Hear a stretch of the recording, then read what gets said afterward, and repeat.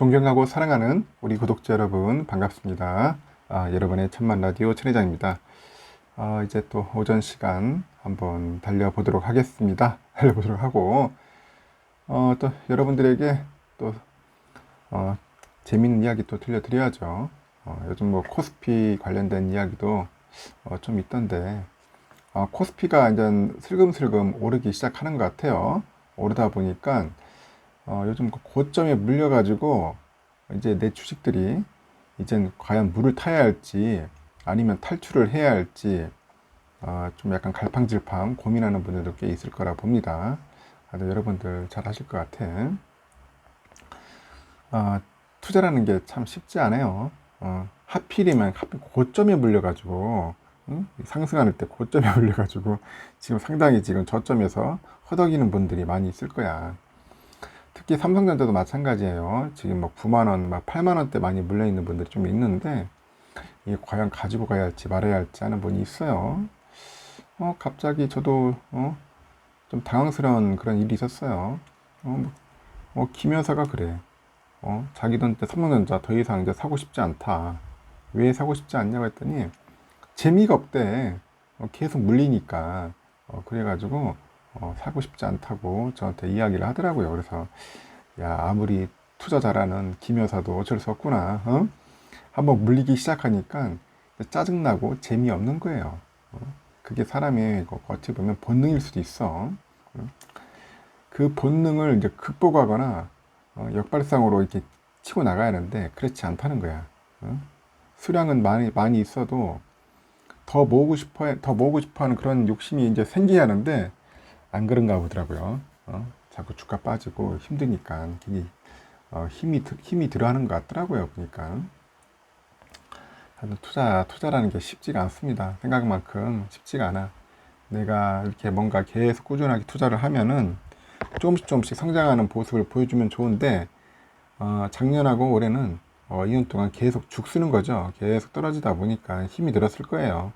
이 시기를 극복하거나 잘 버텨온 사람들은 대단한 분들이에요. 솔직히 뭐 몇 명 남지도 않았어요. 투자하면서 대부분 보면은 처음에는 이제 한 3개월 정도는 막 으쌰으쌰 하고 가는데 3개월 지나서 막 5개월 6개월 되면은 이제 한두 명씩 사라집니다.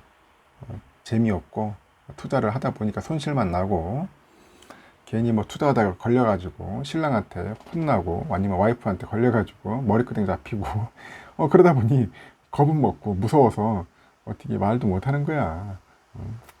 이게 뭐 상승하고 막 주가의 상승으로 인해 참 주식 계좌가 막 플러스 돼서 점점점 불어나면은 자기 스스로 막 이렇게 막 자랑도 하고 싶고 막 이렇게 알려주고 싶은데 그렇지 못하니까 더욱더 위축되는 것 같죠. 심리적으로 상당히 힘든 겁니다. 이런 시기를 잘 극복했으면 좋겠어요. 이런 시기 한번 겪고 나고 나면은 다음에는 뭐 힘들다는 생각은 절대 안 할 거예요. 아무것도 아니구나 하는 생각이 들 겁니다. 하여튼 올해까지 연말까지 한번 잘 버텨보자고요. 7월에 이어서 이제 8월도 이제 코스피가 상승세를 이어가고 있어요. 하지만 그 내 주식 계좌는 아직도 마이너스 상태라는 거죠. 코스피가 이제 반등 중이라면은 내 주식은 지금 물타기를 해야 할까 아니면은 손실을 좀 최소화해 가지고 지금이라도 정리를 좀 할까 고민이 생기는 겁니다.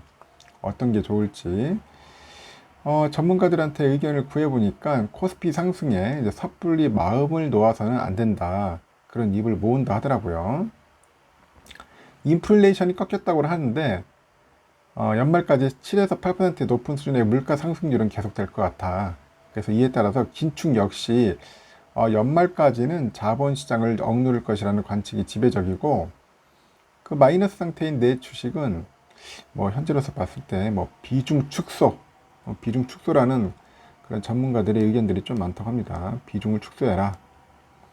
만약 현금 여유가 있다면 이 과매도 상태인 종목 중심으로 조금씩 나눠 담고 그 수익률에 대한 눈높이를 낮춘다는 그 전제를 철저히 지킨다면은 추가 매수도 나쁘지 않다는 그런 이야기도 있어요.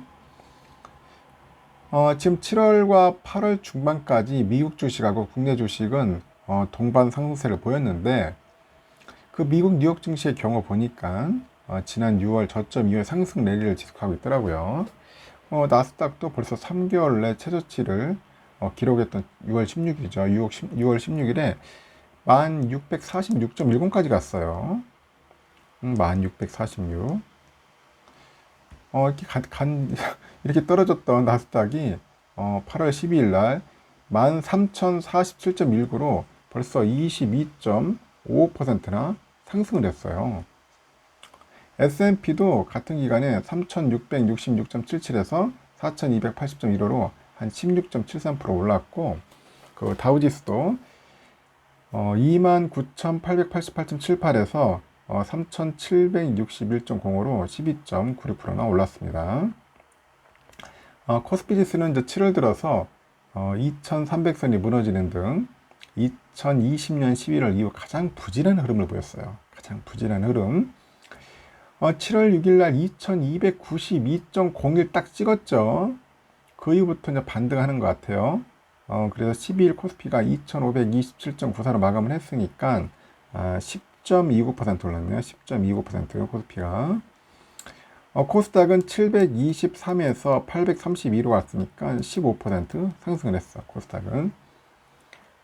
8월 들어서 이제 발표되고 있는 그런 고용, 물가 등 주요 경제 지표들이 시장 예상보다 개선된 흐름을 보이니까 경기 확장세가 지속될 수 있다는 그런 시장의 믿음, 연준의 긴축 속도가 늦을 수 있다는 기대감이 투자 심리에 긍정적으로 작용을 하는데, 투자자들의 그 위험 선호 심리가 강화되면서 시가총액 상위 그 빅테크 종목을 중심으로 해가지고 순매수세 유입되는 현상을 보였다고 이렇게 분석을 하고 있어요.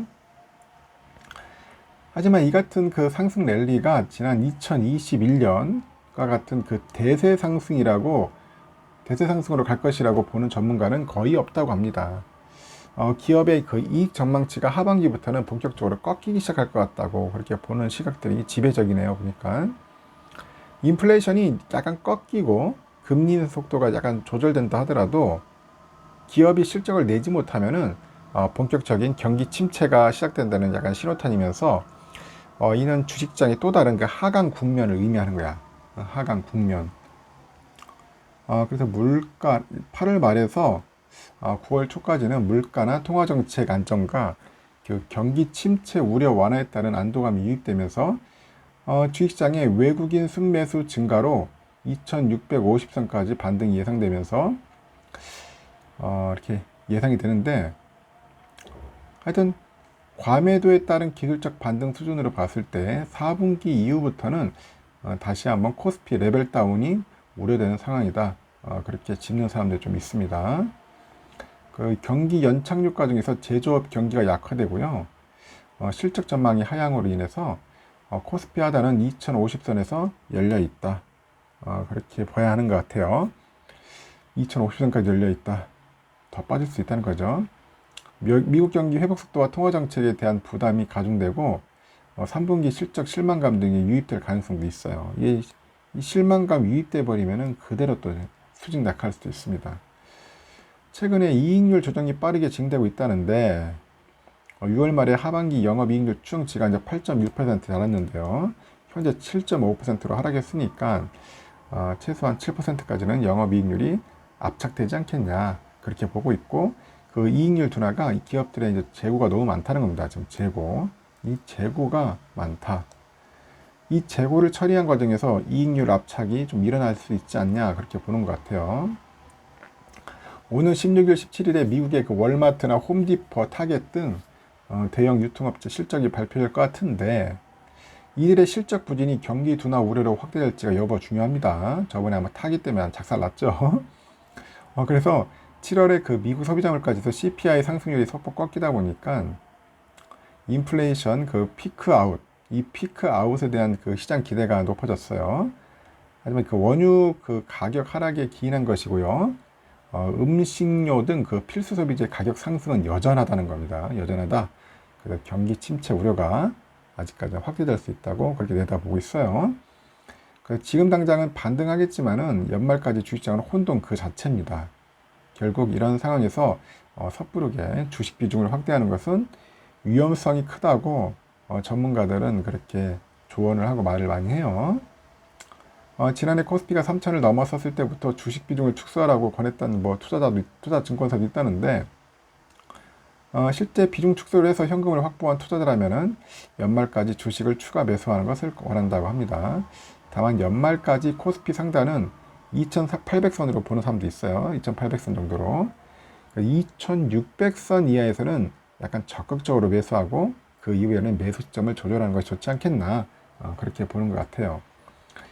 지난해 고점에서 주식을 매입해가지고 현재 물린 그 상태의 투자자라면은 주식 추가 매입에 대한 의견을 드리기는 뭐 어렵다는 식으로 얘기를 하는 사람도 있고요. 4분기 이후에 이제 코스피 추가 하락이 예상되기 때문에 만약 고점에 물린 투자자가 있다면은 코스피 단기 상단 구간에서 손실폭이 줄어들었을 때 주식을 정리하라고 조언하고 싶은 분도 있더라고요. 아마 고점에 물렸다면은 개미 투자들은 코스피가 2,300선이 무너지던 때 추가 매수를 못했을 것으로 예상되는데, 반등기에 비중을 축소해가지고 추후 재차 기회를 도모하는 것이 좋지 않겠나, 그렇게 이야기를 하는 것 같습니다. 하여튼 뭐 하반기가 그렇게 썩 좋지는 않을 것 같다. 조심스럽다, 그렇게 보는 거다. 조심스럽다. 하여튼 과연 어떨지는 한번 좀 더 지켜봐야겠죠. 뭐 예측이 정확하게 맞아떨어지면 좋을 텐데, 하여튼 지금 예상 상태로 봤을 때는 그렇게 뭐 썩 좋지는 않을 것 같다. 이 반등이 꾸준한 반등이 아니고 한번 또 꺾일 수 있는 그런 또 기회가 또 오지 않겠나 하는 생각이 들어요. 참 힘드네요. 이 맞춘다는 게, 예상한다는 게 참 힘든 것 같습니다. 다른 주식들은 모르겠어요. 뭐 삼성이야 뭐 지금 거의 바닥이라서 뭐 하겠지만은, 다른 종목들은 여러분들 한번 신중하게 잘 판단해서 투자에 임하셔야 합니다. 여기까지 하겠습니다. 즐거운 오전 시간 보내시고 점심도 맛있게 드시고 하세요.